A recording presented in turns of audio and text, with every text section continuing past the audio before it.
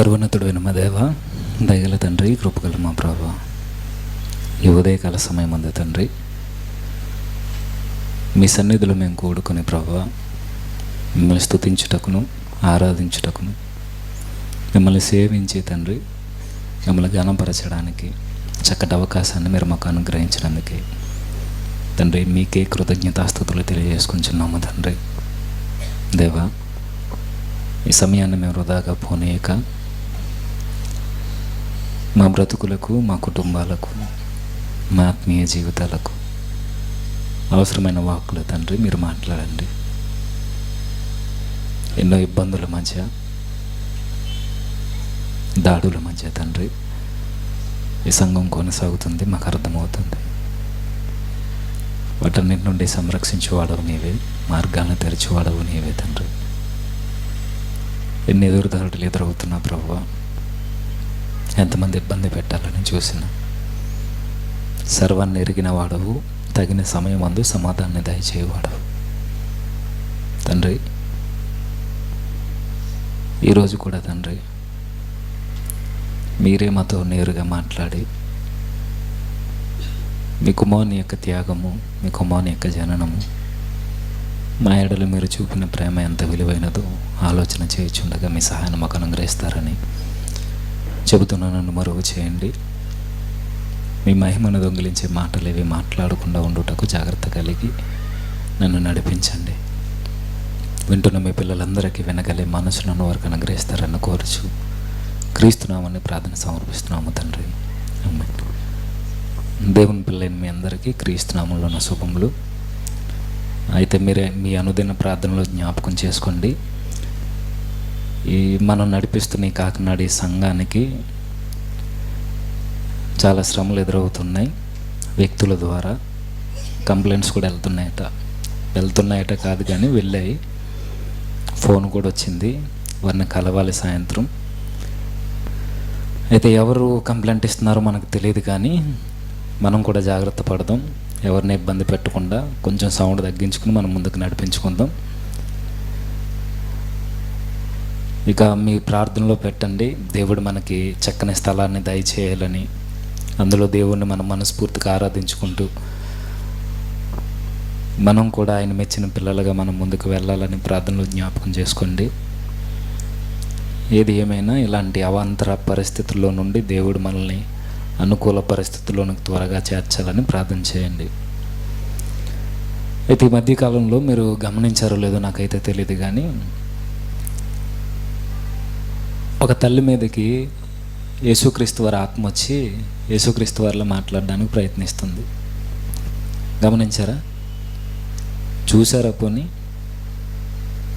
అదే యేసుక్రీస్తు వారే ఆ తల్లి మీదకి పూనాడు అన్నట్టుగా, ఆ తల్లిని ఆవరించాడు అన్నట్టుగా ఆ తల్లి బైబిల్లో ఉన్న కొన్ని వచనాలను మాట్లాడుతూ అక్కడికి వచ్చిన వారందరినీ దీవిస్తూ ఆ రొట్టెని విడిచిపెట్టడం, నా శాంతిని మీకు అనుగ్రహిస్తానని మాట్లాడడం, ఇవేవో వినబడుతున్నాయి, చూస్తున్నాం మనం. అలాంటి ఏం చూడకపోతే మీకు ఏం ఎక్కదు. కానీ అయితే ఇలాంటి వ్యక్తులు వస్తారని దేవుడు ముందే చెప్పాడు. నా పేరట అబద్ధ క్రీస్తులు అనేక మంది బయలుదేరుతాడు. ఈవిడ కావచ్చు, ఇంతకు ముందు వచ్చిన కొంతమంది కావచ్చు, చాలామంది నేనే క్రీస్తునని ప్రకటించుకున్న వారు లేకపోలేదు. ఇప్పటికీ అదే జరుగుతుంది. ఈ మధ్య కాలంలో ఆ తల్లి కూడా అలానే ప్రవర్తిస్తుంది. నేను అనుకుంటాను, ఒకవేళ ఆవిడ మానసికంగా ఏమైనా ఇబ్బంది పడుతుందేమో, లేదంటే అదైతే ప్రభు ఆత్మ కాదు కానీ వేరొక ఆత్మ ఏదైనా అయి ఉండొచ్చు. ఏది ఏమైనా అలాంటి నమ్మకండి. ప్రభు వచ్చింది ఆ తల్లి చెబుతున్నట్టుగా ఆశీర్వాదం ఇవ్వడానికి. ప్రభు వచ్చింది లౌకికపరమైన, భౌతికపరమైన దీవెనలు ఇవ్వడానికి కాదు. మరి ప్రభు వచ్చింది దేనికి? అసలు ఆవిడ దగ్గరికి ఇంచుమించుగా 300 మంది వెళ్తున్నారట. దేవుడే మరలా భూమి మీదకి వచ్చాడు అన్నట్టుగా నమ్మి. మీకు నవ్వులాటగా ఉంది, కానీ వెళ్ళిన వారు మాత్రం చిన్నోళ్ళు కాదు. జ్ఞానవంతం కలిగిన వారు, జ్ఞానం కలిగిన వారు, ఉద్యోగస్తులు, సొసైటీలో మంచి పేరున్నవారు వెళ్తున్నారు. అయితే ఎంత పేరున్నా, ఎంత జ్ఞానం ఉన్నా, ఎంత డబ్బు సంపాదించినా బైబిల్ జ్ఞానం అనేది తెలియకపోతే నిజమైన క్రీస్తును గుర్తించడం కష్టమే. ఆయన ఎందుకు వచ్చాడో మనకు అర్థం కావాలి. అసలు ఆయన దేని కొరకు భూమి మీదకి వచ్చి మన కొరకు ఏం చేశాడో మనకు తెలియాలి. అయితే నిజానికి ఈరోజు చెప్పాలని నాకు తెలీదు, ఇప్పుడు వచ్చే ముందే తెలిసింది. మన అధ్యక్షులకి ఎవరికి ఏ ఇంటిమేషన్ ఇవ్వట్లేదు కదా. సరే చూద్దాం, ఇక ఆలస్యం చేయకుండా. లూకా సువార్త 2వ అధ్యాయం. లూకా సువార్త 2వ అధ్యాయం. అధ్యక్షులు అంటే ఈయన కాదు, మన అధ్యక్షులు ఎవరు? లూకా సువార్త 2వ అధ్యాయం. లూకా సువార్త 2వ అధ్యాయం 8వ వచనం. ఆ దేశంలో కొందరు గొర్రెల కాపర్లు పొలములో ఉండి రాత్రివేళ తమ మందను కాచుకొనుచుండగా ప్రభువు దూత వారి యొద్దకు వచ్చి నిలిచెను. ప్రభు మహిమ వారి చుట్టూ ప్రకాశించినందున వారు మిక్కిలి భయపడి, అయితే ఆ దూత, భయపడకుడి, ఇదిగో ప్రజలందరికీ కలుగుబోవు మహా సంతోషకరమైన సువార్తమానము నేను మీకు తెలియజేయుచున్నాను. ఆగుదాం. ఇవన్నీ మనకు తెలిసిన మాటలే, కానీ మరలా ఒకసారి ఆలోచన చేద్దాం. మీరు అబ్జర్వ్ చేయండి, సామాన్యులైన గొర్రెల కాపర్ల యొద్దకి పరలోకం నుండి బలాఢ్యుడైన దేవదూత దిగొచ్చిన సందర్భం అది. విషయం ఏంటంటే, ఈరోజు ఈ మాటలు ఎందుకంటే స్టార్ట్ అయిపోయింది ఆల్రెడీ. ఏంటది? కాదు, చెప్పండి. సీజన్ మరలా క్రిస్మస్ హడావుడి స్టార్ట్ అయిపోయింది. కాబట్టి ఈ మాటలు మనకు ఎంతైనా అవసరం. ఎందుకంటే ఈ అబద్ధ క్రీస్తులుగా బయలుదేరిన వారి మధ్య నిజమైన క్రీస్తు యొక్క త్యాగం ఏంటో మనకు అర్థం కావాలి. చూద్దాం. ఇక పరలోకం నుండి ఒక బలాఢ్యుడైన దేవదూత, ఇక్కడ దిగిన దేవదూత ఎవరు? ఎవరు చెప్పండి? గొర్రెల కాపరులతో మాట్లాడుతున్న దేవదూత చెప్పండారా? వినబడట్లా? గట్టిగా చెబితేనే. ఎక్కడ ఉన్నాడని అన్నయ్య? ఎక్కడున్నారు? దగ్గరలోనే. త్వరగా చెప్పండి. అయితే గాబ్రియేల్. గాబ్రియేల్ అన్న ఆ దేవదూత సామాన్యమైనది కాదు, ముఖ్యులలో ప్రధానుడు. ఈ ప్రధానమైన దేవదూత పరలోకం నుండి నేరుగా భూమి మీదకి వచ్చి సామాన్యులైన లేదా దిగువ తరగతికి సంబంధించిన మనలాంటి బ్రతుకుల దగ్గరకు వచ్చి ఒక గంభీరమైన విషయాన్ని చెబుతుంది. మీరు అబ్జర్వ్ చేయండి, పరలోకం నుండి దేవుడు రాబోతున్నాడు అనే విషయాన్ని చెప్పడానికి మనుషుల్ని పంపలా. పరలోకం నుండి దేవుడు భూమి మీదకి దిగి రాబోతున్నాడు అని చెప్పడానికి ప్రవక్తల్ని, న్యాయాధిపతుల్ని, రాజుల నోట ఈ మాటను ప్రకటించట్లా. దేవదూత, ప్రధానమైన దేవదూతే భూమి మీదకి దిగొచ్చి ఒక వార్తను ప్రకటిస్తుందంటే అది సాదా సీదా అయిన వార్త కాదు. అర్థమవుతుంది కదా?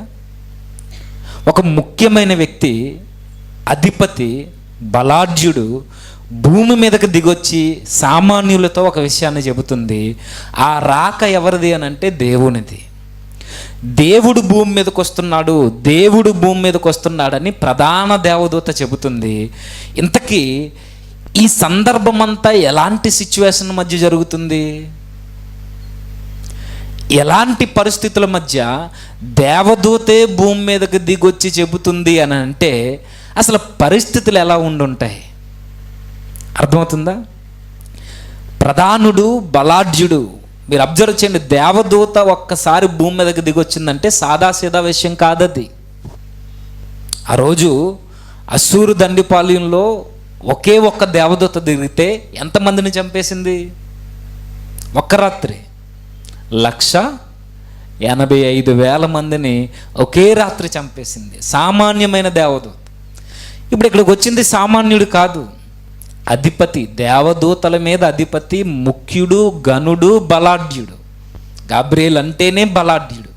ఇప్పుడు ఈ దేవదూత ఒక బలమైన వార్తను చేత పట్టుకుని భూమి మీదకి వచ్చింది సామాన్యుల వద్దకి. ఇప్పుడు దేవదూతే వచ్చింది, ఇదిగో రక్షకుడు పుట్టబోతున్నాడనే వార్తను తెలియజేయడానికని. వచ్చింది, చెప్పింది. దేవదూతే ఇంత గొప్పవాడైతే వచ్చేవాడు ఇంకా గొప్పవాడు. అసలు దేవదూతలకి ఆయనకి పోలికే లేదు. మనుషులలో ప్రధానులకి ఆయనకి అసలు పోలికే పోల్చడానికి సరిపోదు. అయితే మీరు అబ్జర్వ్ చేయండి, జాగ్రత్తగా వినాలి, త్వరగానే ముగిస్తాను. దేవదూత సామాన్యుల దగ్గరకు వచ్చింది, ధనవంతుల దగ్గరికి, జ్ఞానుల దగ్గరికి, అధికారుల దగ్గరికి, వీరెవ్వరి దగ్గరికి రాకుండా సామాన్యుల యొద్దకు వచ్చింది. అసలు ఈ సిచ్యువేషన్లో నాకు అనిపిస్తుంటుంది, దేవుడు దిగొస్తున్నాడని దేవదూత చెబుతుంది కదా, దేవుడే ఎందుకు దిగి రావాలి? పైగా అంత అత్యవసరంగా ఆయన ఎందుకు రావాలి? అంటే భూమి మీద పరిస్థితులు ఎలా ఉన్నాయో మనకు అర్థం కావాలి. భూమి మీద నివసిస్తున్న మనుషుల యొక్క ఆత్మీయ చింత ఎలా ఉందో మనకు అర్థం కావాలి. ఇది అర్థం కావాలనంటే ఒకసారి పాత నిబంధనకి వెళ్దాం. యెషయా గ్రంథం 53వ అధ్యాయం. యెషయా గ్రంథం 53వ అధ్యాయం మొదటి వచనం. యెషయా గ్రంథం 53వ అధ్యాయం. అందరూ బైబిల్ తెరచుద్దాం. యెషయా గ్రంథం 53వ అధ్యాయం మొదటి వచనం. మేము తెలియజేసిన సమాచారము ఎవడు నమ్మెను? యెహోవా బాహువు ఎవనికి బయలుపరచబడును? లేత మొక్కవలెను, ఎండిన భూమిలో మొలిచిన మొక్కవలెను అతడు ఆయన ఎదుట పెరిగెను. ఈ అధ్యాయం, ఈ యెషయా గ్రంథంలోని 53వ అధ్యాయం ఎవరి కొరకు రాయబడుతున్నది? రాబోతున్న మెస్సియా కొరకు. మనకు తెలిసిన విషయాలే. రాబోతున్న మెస్సియా యొక్క జననం ఎలా ఉంటుందో, ఆయన జీవిత వృత్తాంతం ఎలా కొనసాగుతుందో, ఆయన మరణం ఎలా ఉంటుందో, ఆయన పునరుద్ధానం ఎలా ఉంటుందో ఒకే ఒక అధ్యాయంలో మనకి స్పష్టంగా కనబడేది 53వ అధ్యాయం. అయితే ఆయన జననం కోసం మాట్లాడుతూ యెషయా గారు మాట్లాడుతున్నాడు, ఆయన లేత మొక్క వలె, ఎండిన భూమిలో మొలిచిన మొక్క వలెను అతడు ఆయన ఎదుట పెరిగెను.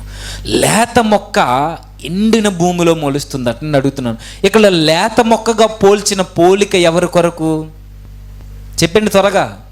యేసుక్రీస్తు వారి కొరకు. అదే. అయితే ఇక్కడ ఎండిన భూమి అనగానే ఎవరు? కరెక్ట్గా చెప్పాలి ఈ కాంటెక్స్ట్లో. ఇంకా ఇక్కడ ఈ లేత మొక్క యేసుక్రీస్తు వారు అయితే ఎండిన భూమి ఎవరు? లోకము. ఓకే, మీరు అంతా కలిపి మాట్లాడొద్దు. ఈ టెక్స్ట్లో ఎండిన భూమి అనగానే ఎవరు? ఇశ్రాయేలీలు. ఇశ్రాయేలీల మధ్య యేసుక్రీస్తు వారి జననం జరుగుతుంది. అయితే ఇశ్రాయేలీల యొక్క ఆత్మీయ స్థితి ఎలా ఉంది అని వచనం చెబుతుంది అని అంటే, ఎండిపోయారట. మానవ బ్రతుకులన్నీ ఎండిపోయాయి. లోకమంతా ఓకే, లోకానికి అప్లై చేయొద్దని నేను చెప్పట్లేదు, కానీ ఈ సందర్భంలో పర్టికులర్గా ఈ కాంటెక్స్ట్లో ఇశ్రాయేలీల కొరకు. అంటే లేత మొక్కగా యేసుక్రీస్తు వారు కనబడుతుంటే, ఎండిన ఎడారి భూమిగా, బీడు బారిన భూమిగా ఇశ్రాయేలీల యొక్క ఆత్మీయ జీవితం మనకు కనబడుతుంది. అంటే యేసుక్రీస్తు వారు ఈ భూమి మీదకి వచ్చే సమయానికి ఇశ్రాయేలీలు, రోమీయులు, లోకము యొక్క స్థితి ఎలా ఉందని చెబుతుంది ఈ మాట. మీరు చరిత్ర చదవండి. యేసుక్రీస్తు వారు పశువుల పాకలో ఆయన అంటే పశువుల పాకలో పుట్టాడని కాదు నా ఉద్దేశం. పశువుల పాకలో ఆయన్ని పరుండబెట్టే సమయానికి లోకం యొక్క వింత పోకడలు ఎలా ఉన్నాయనంటే, దేవుని చేత ఏర్పరచబడిన ఇశ్రాయేలు జనాంగం ఏకదేవుని ఆరాధన జరుగుతున్న ఆ కాలంలో బహుదేవత ఆరాధికులుగా మారిపోయిన వైనం. ప్రతి మాట మీరు అబ్జర్వ్ చేయండి. ప్రభు ఈ లోకంలోనికి వచ్చే సమయానికి ఇశ్రాయేలీలు ఎలా ఎండిపోయారు అని అంటే, మీకు బాగా అర్థం కావాలనంటే, మలాకీ గ్రంథం ముగిసిపోయిన తర్వాత మత్తయి సువార్త స్టార్ట్ అవ్వడానికి 400 సంవత్సరాల కాలం ఉంది. ఇది మనకు తెలిసిన చరిత్ర. దీనిని బైబిల్ పండితులు, చరిత్రకారులు అందరూ అన్నారు, ఇది ఒక చీకటి కాలం, చీకటి యుగం, నిశ్శబ్ద కాలం. నిశ్శబ్ద కాలము, చీకటి కాలము అని ఎందుకు అన్నారంటే, దేవుడు మనుషులతో జోక్యం చేసుకోవడం మానేశాడు. దీనికన్నా బాధాకరమైనది, మనుషులు దేవునితో సహవాసం కలిగి ఉండడం మానేశారు. ఏకదేవుని ఆరాధికులైన ఇశ్రాయేలీలు బహుదేవత ఆరాధికులుగా మారిపోయారు. ప్రభు వచ్చే సమయానికి పరిస్థితులు ఎలా ఉన్నాయంటే, ప్రభుత్వం అనగా దేవుని పిల్లలైన ఇశ్రాయేలీల్ని అన్యజనులు ఏలుతున్న కాలం అది. ఎవరు అన్యజనులు? రోమీయులు. రోమీయులు నిజదేవుని ఆరాధికులైన పిల్లల్ని, ఇశ్రాయేలీల్ని అన్యులు ఏలుతున్నారు. అయితే అన్యులు ఏలుతున్న ఈ ప్రభుత్వం మీద నిజదేవుని ఆరాధికుల పిల్లలని చెప్పుకుంటున్న కొంతమంది తెగ పరిసయ్యులు ప్రభుత్వం మీద తిరుగుబాటు జరుగుతున్న కాలం అది. ఇంకా ధర్మశాస్త్ర పండితులు, ధర్మశాస్త్ర ఉపదేశకులు, పరిసయ్యులు, పెద్దలు, ప్రధాన యాజకులు వీళ్ళందరూ రాజీ పడిపోయి ప్రభుత్వానికి కొమ్ముగాసి, ప్రభుత్వానికి అంటుకుని దాని మీద ఆధారపడి ధర్మశాస్త్రాన్ని పక్కన పెట్టేసి ఎవరిష్టం వచ్చినట్టు వారు బ్రతుకుతున్న కాలం అది. ఇంకా అధికారం కొరకు రెండు వైపులా మగ్గు చూపుతున్న అధికారులు ఎవరు? ధర్మశాస్త్ర ఉపదేశకులు, ప్రధాన యాజకులు. లంచాలు ఇచ్చి పొజిషన్లు కొనుక్కుంటున్న కాలం ఇది. అధికారాన్ని ఈ కాలం కాదు, నేను ఏ కాలం కొరకు మాట్లాడుతున్నా? ప్రభు ఈ లోకంలో జన్మించే కాలం కొరకు. ఈరోజు కూడా ఉన్నాయి, తర్వాత వెళ్దాం అక్కడికి. ఇంకేం జరుగుతుంది? ధర్మశాస్త్రాన్ని బోధ మార్చిన ఒక గుంపు తయారైంది. ఏ గుంపు చెప్పండి? ధర్మశాస్త్ర సారాంశాన్ని మార్చేసి మన నిరీక్షణకే గండి కొట్టే బోధ జరుగుతుంది ఆ రోజు. సద్దూకైలు పునరుద్ధానం లేదని చెప్పుకుంటూ తిరుగుతున్నారు. ఇవన్నీ ఆ నిశ్శబ్ద కాలంలోనే పుట్టుకొచ్చాయి. ప్రభు అంత అత్యవసరంగా భూమి మీదకి రావడానికి కారణం ఇవన్నీ కారణాలు. విగ్రహారాధన దేవుని ఆలయంలో విలయతాండం చేస్తున్న రోజులవి. హేయమైన వ్యాపారాలు జరుగుతున్న రోజులవి. మీకు బైబిల్ మీద అవగాహన ఉంటే మాటలన్నీ మీకు అర్థమవుతాయి, స్ట్రైక్ అవుతాయి. ఇంకేం జరుగుతుంది? దేవుని పిల్లలను అన్యులు ఏలుతుంటే ఈ దేవుని పిల్లల్లోనే మరలా ఏలికల కొరకు ఒకరి మీద ఒకరు పెత్తనం చెలాయించే రోజులవి. ఇంకా ఆరాధనను వీడి కేవలం మత ఆచారాలకే పెద్దపీట వేసిన కాలం అది. దేవుడు నిర్దోషత్వం, నిష్కల్మషం, యథార్థత, నీతి కోరుకుంటుంటే ఈ పరిశుద్ధమైన జీవితాన్ని పక్కన పెట్టి కేవలం 10వ వంతు ఇవ్వండి, బలులు జరిగించండి, మొక్కుబళ్ళు తీర్చండి, జీలకర్రలోను సోపులోను తప్పకుండా మీరు ఈ ఆచారాలను పాటించాలి. భోజనానికి ముందు చేతులు కడుక్కోండి, స్నానాలు చేయండి, కాళ్ళు కడుక్కోండి, పాత్రలను శుభ్రపరచండి. ఇలాంటి పెద్దల పారంపర్య ఆచారాలు వెలుగులోనికి వచ్చే ధర్మశాస్త్ర సారాంశాన్ని పక్కన పెట్టేసిన రోజులవి.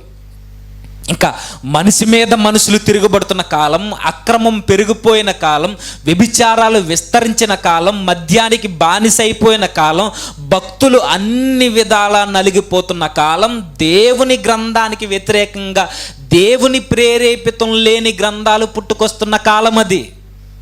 ఈ మాట ఎందుకంటున్నానంటే మన RCM బైబిల్లో ఎక్స్ట్రా 7 బుక్స్ ఉంటాయి కదా, ఈ 7 బుక్స్ కూడా ఈ కాలంలో పుట్టుకొచ్చినవే. అందుకే క్యానాన్ చేసేటప్పుడు దేవుని మాట్లాడని ఈ కాలంలో, దేవుని తరపున నిలబడుతున్న ప్రవక్తలు లేని ఈ కాలంలో ఈ గ్రంథాలు పుట్టుకొస్తున్నాయి అని అంటే దీని వెనకాల పరిశుద్ధాత్మ సహాయం ఎలా ఉందని మేము ఎలా నమ్మగలం?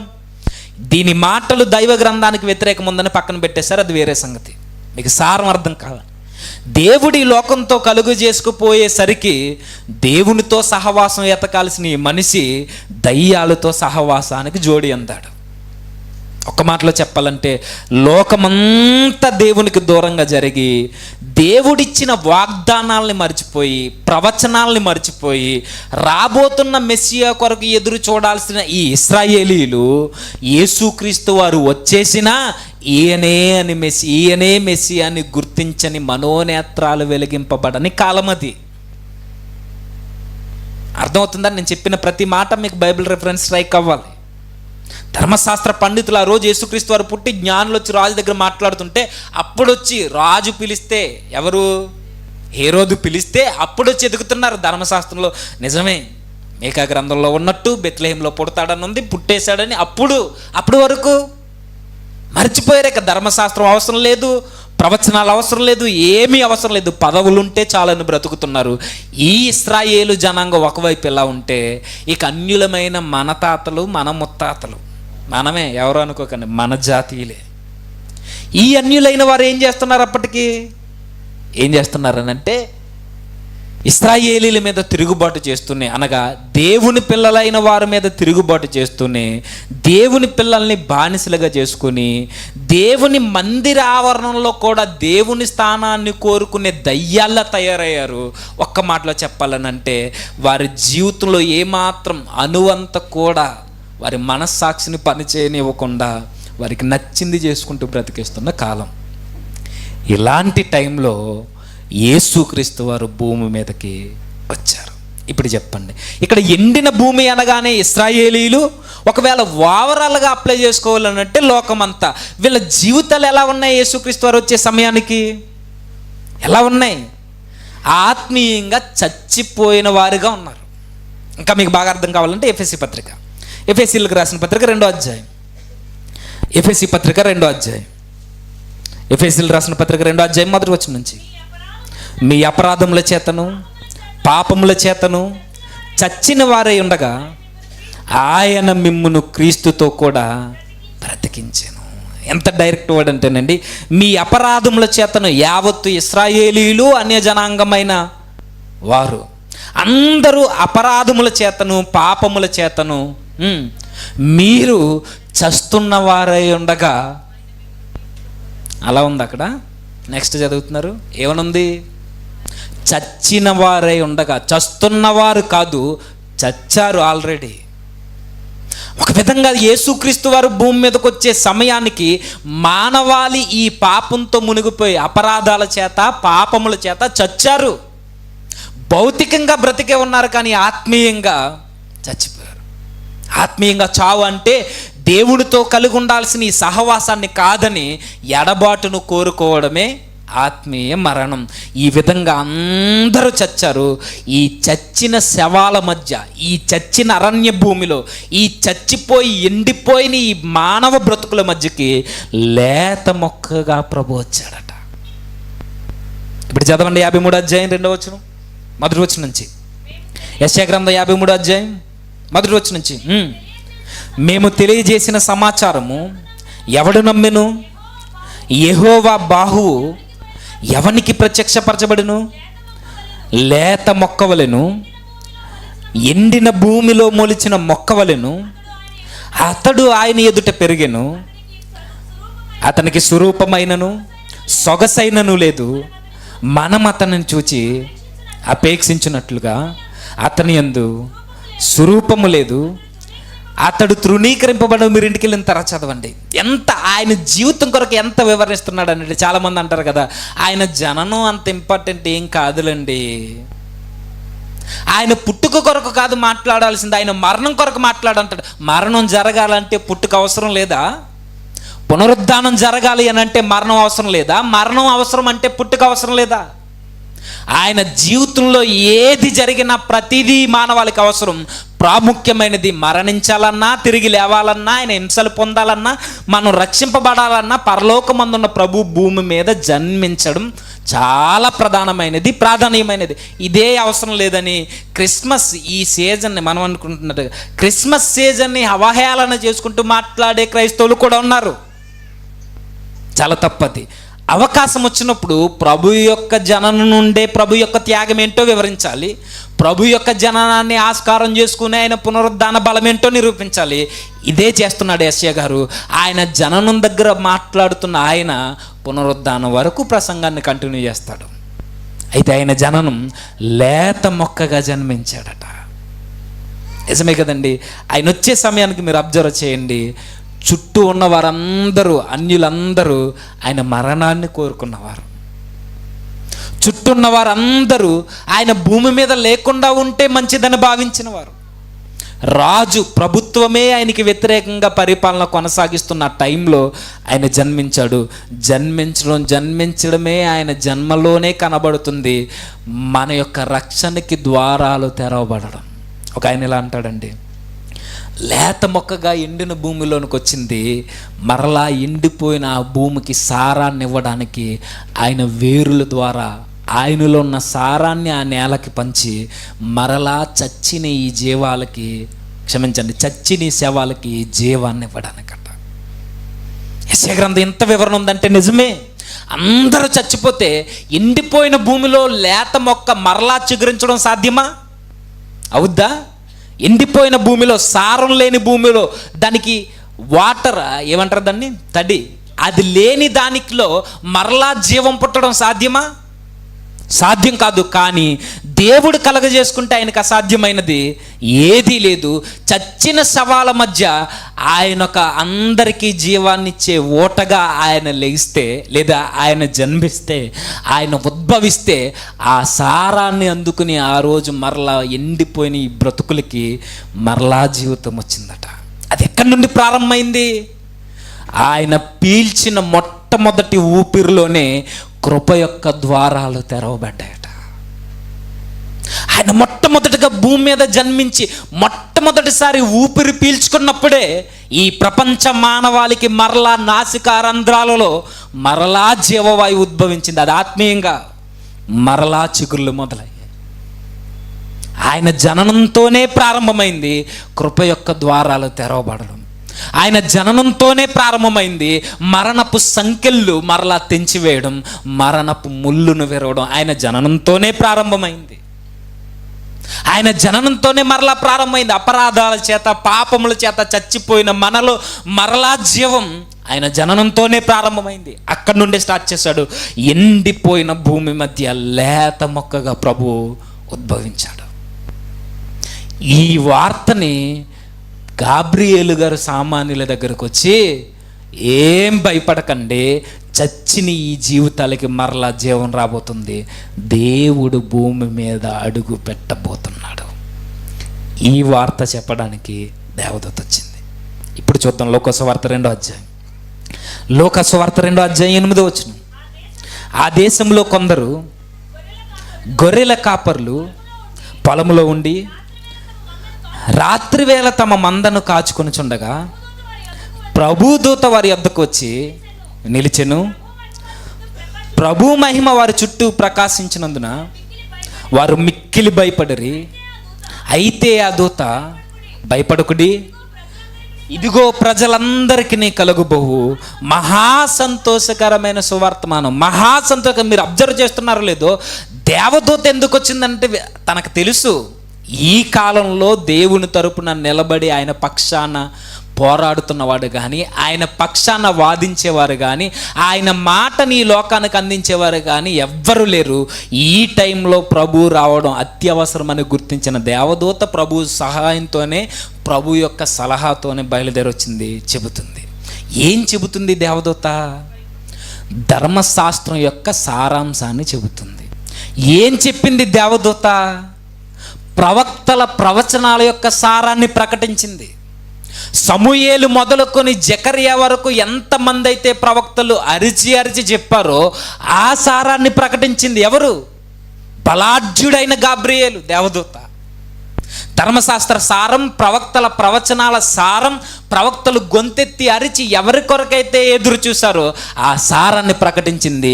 ఇదిగో దేవుడు భూమి మీదకి రాబోతున్నాడు. ప్రవక్తలు ఎదురు చూశారు, పెద్దలు ఎదురు చూశారు, దీర్ఘదర్శులు ఎదురు చూశారు, రాజులు ఎదురు చూశారు, భక్తులు ఎదురు చూశారు. ఎవరి కాలంలోనూ ఎవరి దగ్గరికి రాలేదు. ఈ కాలంలో సరాసరి సామాన్యులైన, తృణీకరింపబడుతున్న, ఊరికి ఆవల బ్రతుకుతున్న, జీవనోపాధి కొరకు చీకటిలోనే గొర్రెల్ని కాస్తున్న మీ దగ్గరికి దేవుడు వచ్చాడు. ఏం భయపడకండి, ఇది మీకు మాత్రమే శుభవార్త కాదు, చచ్చిన ఈ జీవాలు, ఈ శవాలన్నిటికీ మరలా ఊపిరింపోయడానికి దేవుడు భూమి మీదకి వస్తున్నాడు. ఇది శుభవార్త. గొర్రెల కాపరులతో మాట్లాడుతుంటుంది. ఇప్పుడు చదువుదాం. అయితే ఆ దూత, భయపడకుడి, ఇదిగో ప్రజలందరికీ కలగబోవు మహా సంతోషకరమైన సువార్తమానము నేను మీకు తెలియజేయుచున్నాను. దావీదు పట్టణమందు నేడు రక్షకుడు మీ కొరకు పుట్టి ఉన్నాడు. ఈయన ప్రభు అయిన క్రీస్తు. దానికి ఇదే మీ కలవాలు, ఒక శిశువు పొత్తిగుడ్డలతో చుట్టబడి ఒక తొట్టెలో పండుకొని ఉండుట మీరు చూచెదరని వారితో చెప్పెను. వెంటనే పరలోక సైన్య సమూహము ఆ దూతతో కూడా నుండి ఆనందగానాలు చేస్తుంది. సర్వోన్నతమైన స్థలములలో దేవునికి మహిమ, ఆయనకి ఇష్టులైన మనుషులకు భూమి మీద సమాధానము కలుగునుగాక అని దేవుని స్తోత్రము చేయుచుండిరి. అబ్జర్వ్ చేయండి, ముగిస్తాను. ఇక దేవుని దూత వచ్చింది, సామాన్యులైన గొర్రెల కాపరులతో మాట్లాడుతుంది, ఏం భయపడకండి, దేవుడు వచ్చాడు మీ మధ్యకి. ఈ లోకాన్ని రక్షించడానికి, ఈ లోక పాపాన్ని మోసుకుని పోవడానికి, తన ప్రజలను వారి పాపముల నుండి ఆయనే రక్షిస్తాడు కాబట్టి ఆయన మీ మధ్యకు వచ్చాడు. ఆయన ఎవరో కాదు, మీరు వెళ్ళండి మీకు కనబడతారని ఒక సూచన ఆనవాళ్ళ చెబుతుంది. దావీదు పట్టణానికి పొండి బెత్లెహేంకి, అక్కడికి పోతే మీకు కనబడుతుంటుంది. అప్పటికి జనాభా లెక్కలు జరుగుతున్నాయి, ఇవన్నీ మనకు తెలుసు. అక్కడికి వెళ్ళిన తర్వాత మీకు ఒక ఆనవాళ్ళు ఇస్తున్నాను. ఒక శిశువు పొత్తిగుడ్డలతో చుట్టబడి పరుండబెట్టబడతాడు పశువుల తొట్టెలో. మీరు చూడగానే మీకు అర్థమవుద్ది ఈయనే రక్షకుడని. నిజంగా ఆ రోజు శిష్యులందరూ ఆ వార్త వినగానే పరుగు పరుగును వెళ్ళిపోయారు. దేవుని సన్నిధికి సూచనగా ఉన్న ప్రభు దగ్గరికి వెళ్ళిపోయారు, చూశారు, ఆనందపడ్డారు. ఇక అబ్జర్వ్ చేయండి, ఎప్పుడైతే ఈ వార్త వినబడిందో శిష్యులు ఆనందపడ్డారు, పక్కన పెట్టండి. ఎప్పుడైతే దేవుడు భూమి మీదకి వచ్చాడు అని ఈ వార్త వినబడిందో పరలోక సైన్య సమూహము ఆ దూతతో కూడా ఉండి, దేవదూతలందరూ, ప్రధానులందరూ, కెరూబులందరూ కలిపి దేవునికి స్తోత్రగానం చేస్తూ పాటలు పాడుతున్నారట. సర్వోన్నతమైన స్థలములలో దేవునికి మహిమ. అంటే ఆ రోజు ఏం జరుగుంటుంది? దేవుడు భూమి మీదకి వచ్చాడన్న వార్త మనుషులకి ఆనందమో లేదో నాకు తెలియదు, కానీ ఈ మనుషులను రక్షించడానికి వస్తున్నాడన్న వార్త పరలోక సైన్య సమూహానికి చాలా ఆనందం కలిగించింది. దేవుడు భూమి మీదకి మనుషులను రక్షించడానికి, పాపం నుండి విమోచించడానికి, చచ్చిన శవాల్ని మరలా ఉజ్జీవింప చేయడానికి, జీవాన్ని ఇవ్వడానికి దేవుడు వచ్చాడంటే ప్రకృతి అంతా ఆనందపడ్డది. మనుషుల్లో మాత్రం చలనం లేదు. ఆ రోజు గొర్రెల కాపర్ల మినహాయిస్తే ప్రకృతి అంతా ఆనందపడుతుంది. దేవదూతలందరూ, ప్రధానులందరూ, ఇంక్లూడింగ్ గబ్రియలు కూడా చాలా సంతోషపడ్డది. దేవునికి స్తోత్రగానములు చేశాయి, ఆరాధన జరిగించే, స్తుతులు చెల్లించాయి, ఆయనకి థ్యాంక్స్ చెప్పాయి. అన్ని విధాలా ఇక్కడి నుండి మనుషులకి సమాధానం కలుగుద్ది. ప్రభు వచ్చాడు, వచ్చేసాడు, వెళ్ళి చూడని అని ప్రకటించింది. ఆయన వచ్చిన సమయానికి పరిస్థితులు ఏవి బాగోలేదు. ఆయన వచ్చిన సమయానికి ఇశ్రాయేలీలు బాగోలేదు. ఆయన వచ్చిన సమయానికి అసలు లోకంలో ఎవరూ బాగోలేదు. అన్ని విధాల దేవునికి వ్యతిరేకమైన కార్యాలు జరుగుతున్నప్పుడు మరలా దేవుడే కలగజేసుకుని నిజంగా మన దేవుడిని మీరు గమనించండి. దేవుడు ప్రతిసారి ఆయనకి మనం వ్యతిరేకంగా బ్రతుకుతున్నా, ప్రతిసారి ఆయనకే మనం వెన్నుపోట్లు పొడుస్తున్నాం, ప్రతిసారి మనం ఆయనకి విరోధంగా మనం మారిపోయిన మన క్రియలను బట్టి, చూపులు మాటలను బట్టి, మన నడకల పడకలను బట్టి, అన్ని విధాల మనం ఎన్ని మార్లు ఆయనకి వ్యతిరేకంగా మనం బ్రతుకుతున్నా దేవుడే మరలా మన జీవితాల్లో కలుగజేసుకోవడానికి వస్తాడు. మన దేవుడు ఎంత ప్రేమమయుడు అక్కడ అర్థం కావాలండి. మనం రోజు ఆయన గిచ్చుతాం, రోజు ఆయాసపరుస్తాం, రోజు ఆయన బాధకు గురిచేస్తాం, అయినా దేవుడే కలుగజేసుకుంటాడు. మన దేవుడు అంతే. తన పిల్లలు బాధలో ఉన్నా చూడలేడు, తన పిల్లలు ఏడుస్తూ ఉన్నా చూడలేడు, తన పిల్లలు పాపంలో మగ్గిపోతున్నా చూడలేడు, తన పిల్లలు తనకే విరోధంగా బ్రతుకుతున్నా చూడలేడు. ఒక్క మాటలో తన పిల్లలు ఏ పరిస్థితుల్లో ఉన్నా తనని కాదని ఆయన ఓర్వలేడు, ఆయన కలుగజేసుకుంటాడు.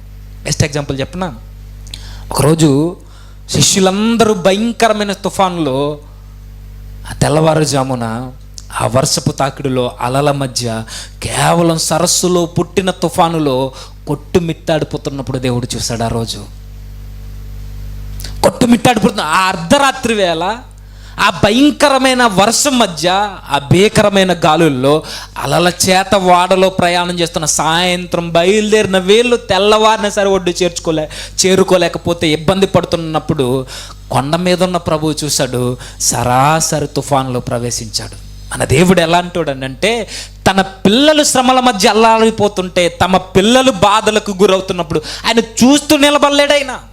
అందుకే జకర్యా గ్రంథంలో ఉంటుంది, ఆయన దుఃఖ సముద్రమును దాటి మన యొద్దకు వస్తాడట.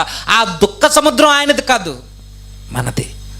మనం దుఃఖంలో ఉండిపోయినప్పుడు, కన్నీటిలో మునిగిపోతున్నప్పుడు ఆయన చూస్తూ ఉండిపోడైనా. ఇది ఎక్కడి నుండి కనబడుతుందంటే ఆది కాండం నుండి ప్రకటన గ్రంథం వరకు మానవాళి యొక్క బాధల్లోనికి ఆయనే వచ్చాడని మనకు కనబడుతుంది.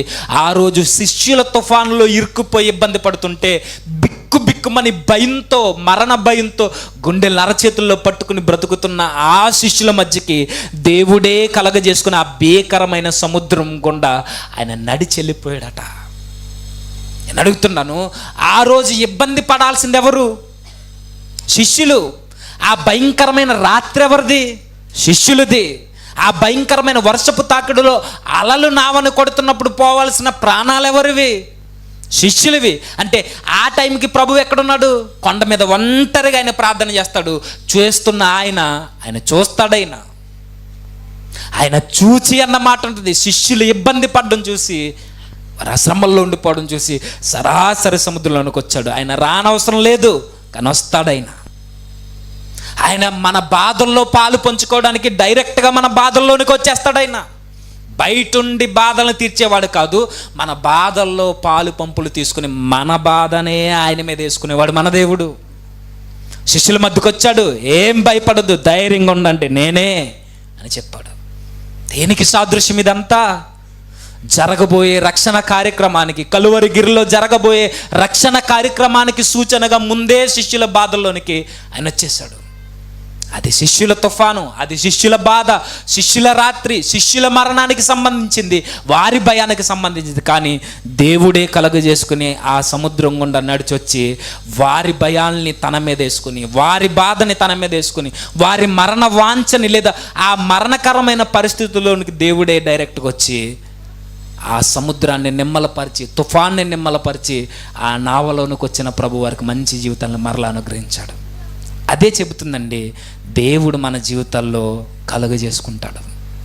మనం బాధపడితే ఆయన చూడలేడు, మన ఇబ్బంది పడితే చూడలేడు, చివరికి మనం పాపంలో మునిగిపోయినా చూడలేడు. అందుకే మనుషులందరూ వ్యతిరేకమైపోతే 400 ఏండ్లు దేవుని ఊసెత్తకుండా బ్రతుకుతున్న మనుషుల దగ్గరికి ఇక దేవుడే డైరెక్ట్గా కలుగజేసుకుని ఆయన వచ్చాడు. చాలామంది అంటారు, దేవుడే రావాల్సినంత అవసరమే ఉందండి. అవసరం కాదది, అత్యవసరం. అది దేవుడే మన జీవితాల్లో కలగజేసుకోకపోతే ఇక ఆ రోజు మనల్ని ఎవరు బాగు చేయలేరు.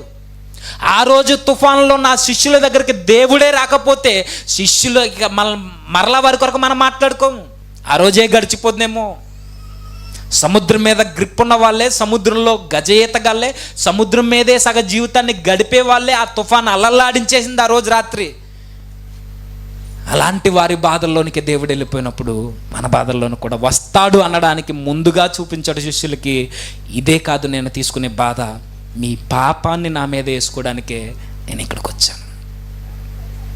మీ రోదన, మీ పాప మీ పాప ఫలభరితమైన ఆ నిష్కలత్వాన్ని కోల్పోయి, యథార్థతను కోల్పోయి, ఆ పరిశుద్ధతను కోల్పోయి అన్ని విధాలా నాకు దూరంగా ఉన్నారే, వాటన్నిటిని నా మీద వేసుకోవడానికి నేను వచ్చానని కలువరిగిరిలో చెప్పకనే చెప్పాడు. పాత నిబంధన మీరు చదువుతున్నప్పుడు మీకు అర్థమవుద్ది.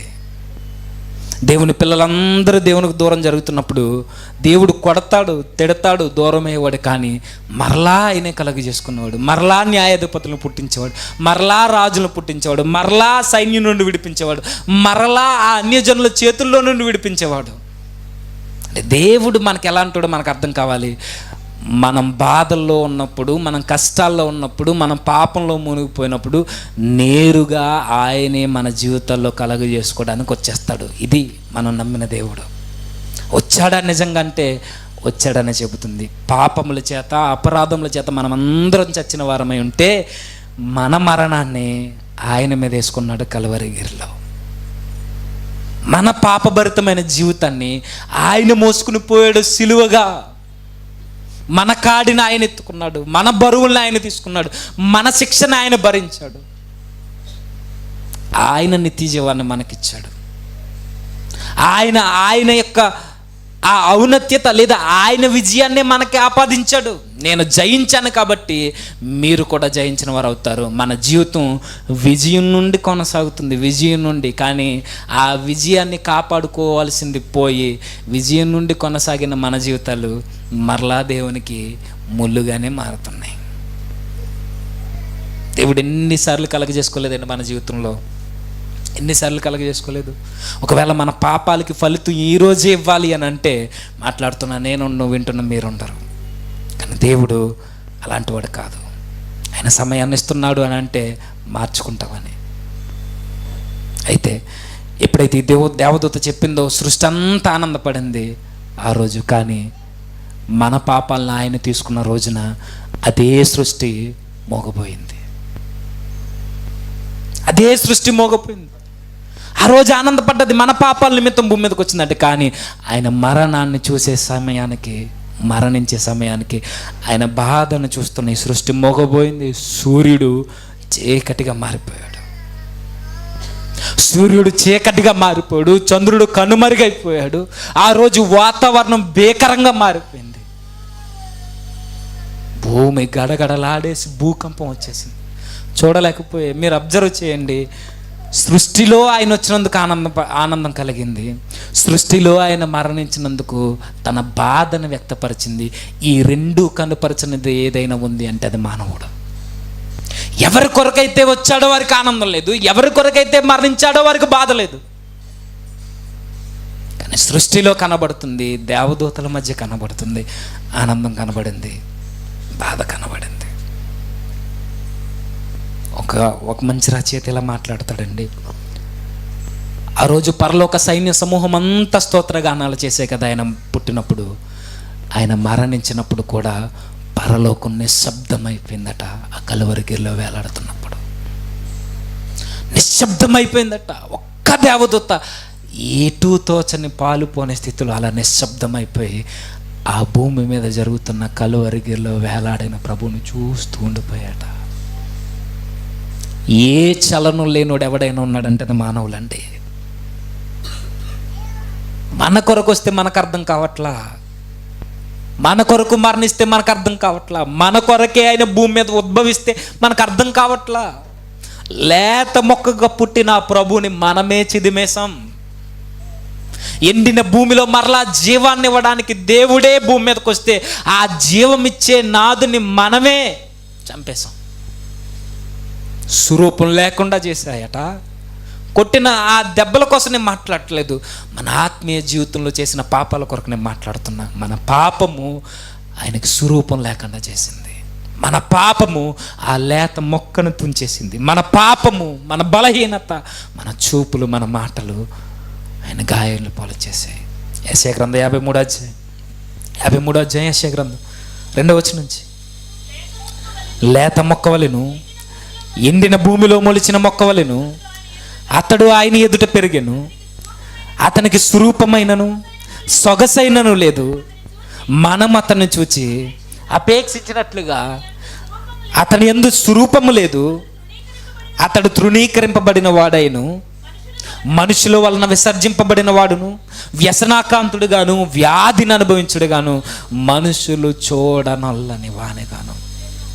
మన పాపాల యొక్క తీవ్రత, మన పాపాల యొక్క బరువు భారం ఎంత అంటే, ఇంకో వచనాలను చదవండి.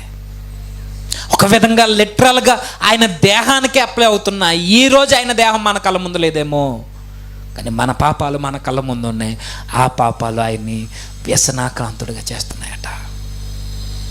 ఆ పాపాలు మనుషులు తృణీకరించేవిగా చేస్తున్నాయట. మనుషులు తృణీకరించడం అంటే మన బిహేవియర్ దేవుని దగ్గరికి ఎదుటి వ్యక్తి రాకుండా ఆయన్నే వ్యసనాక్రాంతుడిగా, ఆయన్నే తృణీకరించేలా మన బిహేవియర్ చేస్తుంది.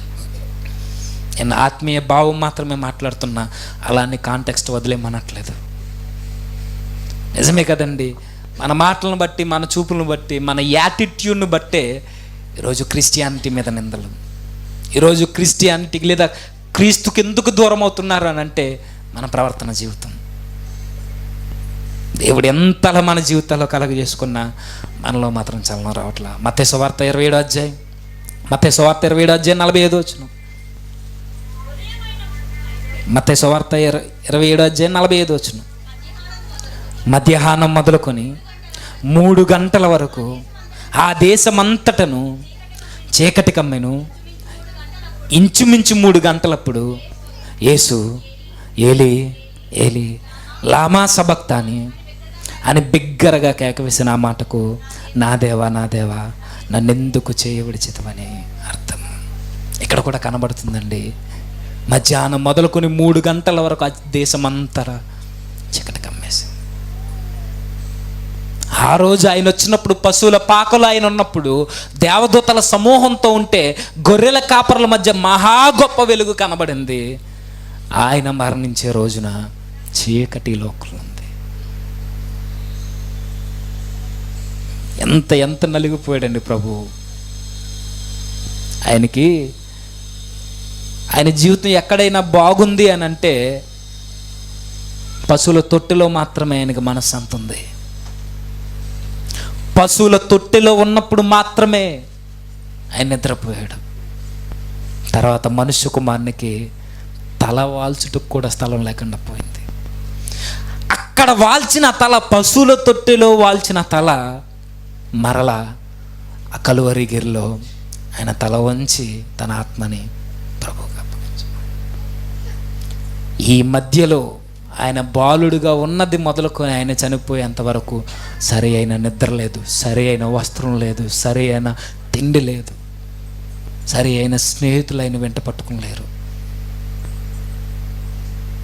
నేను అడుగుతున్నా, ఇప్పుడు ఆయనకు అవసరం అంటారా? ఇది దేవునికి అవసరం అంటారా?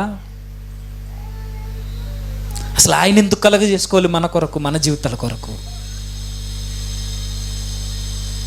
ఆయనకు అవసరం లేదు.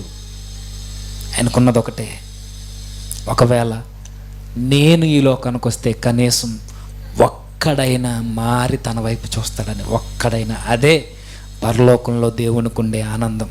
ఒక్క పాపి విషయమై తన పరలోకంలో చాలా సంతోషిస్తాడు. ఆయనకి కలిగే ఆనందం ఏదైనా ఉంది అని అంటే అది ఒకే ఒకటి, మనం మారడమే. శిష్యుల మధ్యకు వచ్చింది దానికే, మన దుఃఖ సముద్రాల్ని దాటించేది దానికే, మన పాపపు బ్రతుకుల నుండి విడిపించేది దానికే, కలువరి గిరిలో ఆహుతి అయిపోయింది దానికే. ఆయన జీవితంలో ఎక్కడ మనశ్శాంతి లేదండి. నిద్ర లేదు, తిండి లేదు, స్నేహితులు లేరు. చివరికి ఒంటరోణ్ణి చేసి వెళ్ళిపోయారండి, ఒంటరోణ్ణి.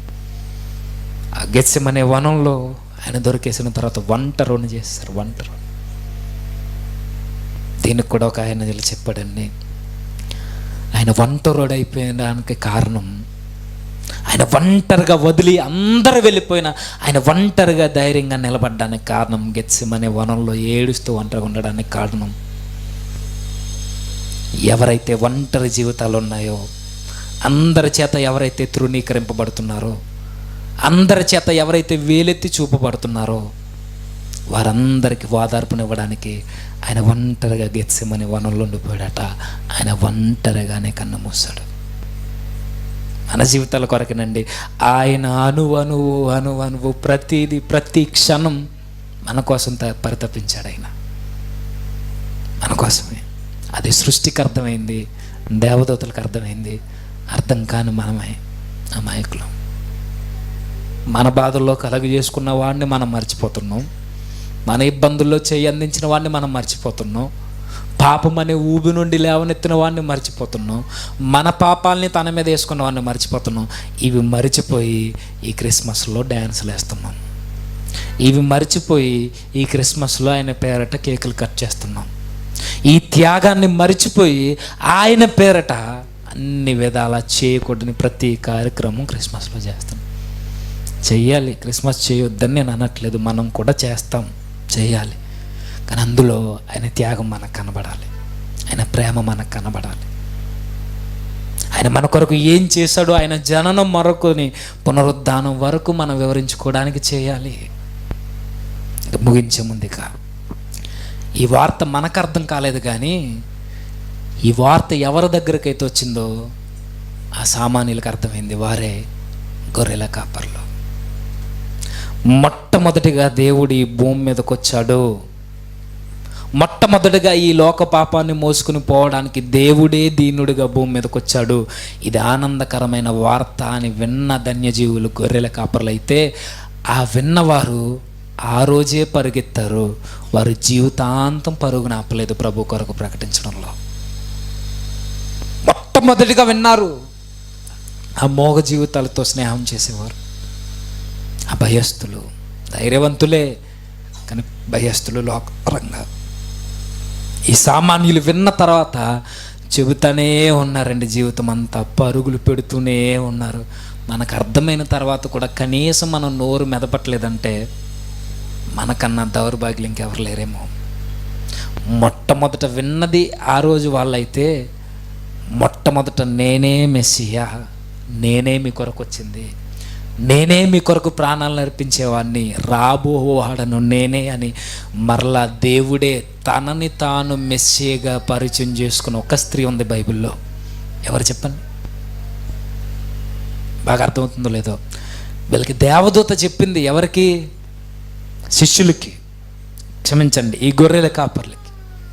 యేసుక్రీస్తు వారు మొట్టమొదటిగా నేనే మెస్సియాను, నేనే క్రీస్తుని, నేనే ఆ ప్రవచనాలు ఎలుగెత్తి చెప్పారే ప్రవక్తలు, ఆ సారాంశాన్ని నేనే అని ఒక స్త్రీకి ఆయన పరిచయం చేసుకున్నాడు. ఆ స్త్రీ కూడా మౌనంగా ఉండలేకపోయింది. ఎవరు? వెరీ గుడ్, సమరయ స్త్రీ. మీరు చూడండి, మొట్టమొదటిగా నేనే మెస్సియానని పరిచయం చేసుకున్నాడు ఆ ప్రభు సమరయ స్త్రీకి. ఆవిడ ఉండలేకపోయిందండి. ఊరు మారిపోవడానికి తన జీవితాన్ని పణంగా పెట్టేళ్ళి సాక్ష్యంగా నిలబడ్డారు. ఊరు మారింది ఆ రోజు. మొట్టమొదటిగా పరిచయం అయినప్పుడు గొర్రెల కాపరులు నిలవలేకపోయారు, ప్రకటించారు. మొట్టమొదటిగా నేనే క్రీస్తునని ప్రకటించుకుంటే ఆ స్త్రీ కూడా నిలబడి చూస్తూ ఉండిపోలేదు, వెళ్ళింది, మాట్లాడింది, ఊరంతా చాటి చెప్పింది, ఊరిని ప్రభు దగ్గరికి వచ్చి మోకరిల్లేలా చేసింది. కానీ మనకి దేవుడు పరిచయం అవుతున్నా, మన బాధల్లో కలుగ చేసుకుంటున్నా, మన జీవితంలోనికి వచ్చి మన భారాన్ని ఆయన మీద వేసుకుని మన కొరకు కలువరిగిరిలో వేలాడిన ఈ నోరు మెదపట్లేదని అంటే ఆ సమరయ స్త్రీ కన్నా మనమే అధ్వానమైన పరిస్థితుల్లో ఉన్నామేమో. మాట్లాడదాం ప్రభు కొరకు, మన బాధల్లో కలుగ చేసుకున్నాడని చెబుదాం. డిసెంబర్ మాసం అంతా మాట్లాడడానికి ప్రయత్నించండి. ఇప్పుడు మీ మాట వింటారు. క్రిస్మస్ ఈ సందర్భం ఖచ్చితంగా ఈ డిసెంబర్లో వస్తుంది మనకి. మాట్లాడు ప్రభు మన కొరకు ఏం చేశాడో. మన జీవితాలు ఇవి. మా దేవుడు ఎంత గొప్పోడంటే మా బాధల్లో కలుగ చేసుకుంటాడు ఆయన. మా కన్నీటిలో ఆయన పాలు పంచుకుంటాడు. పాలు పంచుకోవడం కాదు, మన బాధలను ఆయన మీద వేసేసుకుంటాడు. మన కన్నీరుని ఆయన తీసేసుకుంటాడు. మన దుఃఖ దినాలను ఆయన మీద వేసేసుకుంటాడు. మనకి ప్రశాంతమైన జీవితాన్ని ఇస్తాడు, విజయాన్ని ఇస్తాడు, నెమ్మదినిస్తాడు. ఇది చెప్పు సువార్త. ఎలా వేసుకుంటాడంటే కలువరిగిరిని చూపించు. మన నీచమాలిన దౌర్భాగ్యమైన బ్రతుకులకి చిహ్నంగా ఆ రోజు వేలాడిపోయిన కలువరిగిరిలో వేలాడుతున్న ఆ రుధిరాన్ని వస్త్రంగా కప్పుకున్న ఆ దేహాన్ని చూపించు. ఇది చెప్పు వార్త. మన పాపాల యొక్క తీవ్రత ఎలా ఉంటుందో ప్రభు యొక్క సిలువను చూపించి మాట్లాడు. ఆ నలిగిన దేహాన్ని కళ్ళకి కట్టినట్టుగా ప్రదర్శనగా ప్రకటించు. పౌలు గారు మాట్లాడితే ఆయన వారి కళ్ళ ముందే సిలువ వేసినట్టు కనబడేదట, స్క్రీన్ మీద ప్రజెంట్ చేసినట్టు. చెప్పు నువ్వు అలా. శిష్యులు మాట్లాడితే ప్రభువు అప్పుడే మరణిస్తున్నట్టు వారి కళ్ళ ముందు కనబడేది. అలా వివరించు. ఈ వివరణ ఎప్పుడు వస్తుంది అని అంటే ప్రభువుని స్వరక్షకంగా అంగీకరించి ఎప్పుడైతే ఆయన బలంగా నువ్వు నమ్ముతావో, ఆ త్యాగం నా కొరకే అని నువ్వు ఎప్పుడు భావిస్తావో అప్పుడు వస్తాయి అలాంటి భారమైన మాటలు. లేదంటే నోట్లోంచి మాటలు వస్తే హృదయంలోంచి మాటలు రావు. కాబట్టి మనం చేయాల్సింది మన బాధల్లో, మన పాపాల్లో మన దగ్గరకు వచ్చి మన బాధను ఆయన మీద వేసుకున్న ప్రభు కొరకు మనం మాట్లాడదాం. మన కొరకు దిగొచ్చిన ప్రభుని మనలోకి ఆహ్వానిద్దాం. తలవంచండి, చిన్న ప్రార్థన చేద్దాం. సర్వోన్నతుడైన మా దేవ, దయగల తండ్రి, కృపగల మా ప్రభు, నిజమేనే మీరు మా బాధల్లో కలుగ చేసుకుంటారు, మా కష్టాల్లో పాలు పంచుకుంటారు, మా పాపాలని తీసివేయడానికి మీ కుమారునే మా కొరకు త్యాగం చేస్తారు. విన్నాము తండ్రి, సహాయాన్ని అనుగ్రహించండి. మేము కూడా ప్రభువా సమరయ స్త్రీ వల్ల మేము మాట్లాడడానికి సహాయాన్ని అనుగ్రహించండి. మేము కూడా తండ్రి సృష్టి వలె ప్రభువా మాలో చలనాన్ని కలిగించండి. అన్ని విధాల మీ కొరకు ఒక మంచి సాక్ష్యాన్ని కలిగి బ్రతుకుటకు సహాయాన్ని అనుగ్రహించండి. మరిన్ని మాటలు ప్రతి వారం మాతో మాట్లాడుతున్నారు. మీ పరిశుద్ధాత్మను గూర్చి మరిన్ని విలువైన మాటలు మీకు మా నోటించండి. మా బ్రతుకుల్లో ఆదరణ దయచేయండి.